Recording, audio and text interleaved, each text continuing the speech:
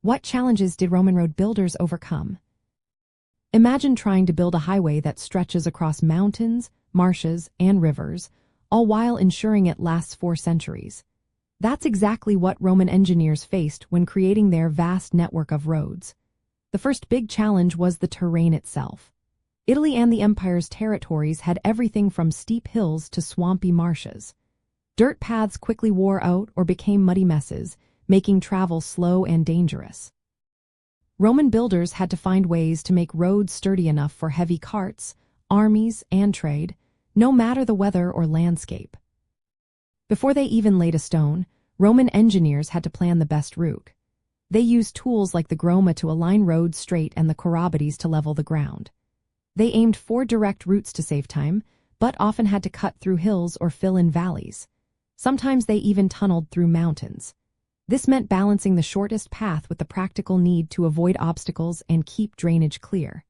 Proper drainage was vital because water could weaken the road or cause erosion. Roman roads were built in layers, which made them very strong. The first layer was large stones called the statumen, set in mortar. Above that was a layer of compacted concrete mixed with lime, sand, and rubble called the rudis. Next came a finer concrete layer called the nucleus, often with pottery shards or gravel for a smooth surface. The top layer used large flat stones, usually basalt, fitted tightly together. This layered system helped the roads support heavy traffic and resist wear over time. Builders also had to adapt their techniques based on local conditions. In marshy areas, they drained the land and sometimes used wooden piles to stabilize the roadbed. In mountains, they cut through rock and built retaining walls to hold the road in place. When rivers blocked the way, they constructed bridges using special hydraulic concrete that could set underwater. Using local stone saved money and effort, and each layer was carefully compacted to keep the road stable. Water was a constant enemy to these roads. To prevent flooding and erosion, Roman engineers designed roads with a slight arch in the middle. This allowed rainwater to run off into ditches on each side.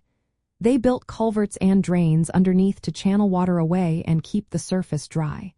These features made roads safer and more reliable, even during heavy rains.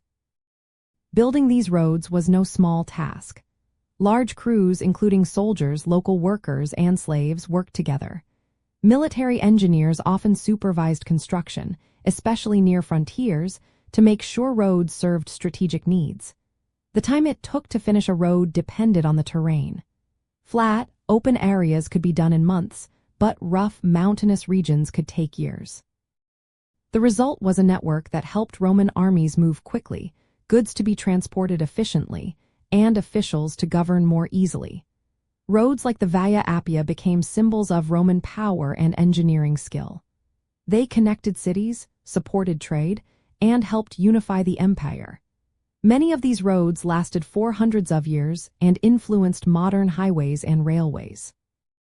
The challenges Roman builders faced and overcame show their skill in solving complex engineering problems and their ability to adapt to different landscapes.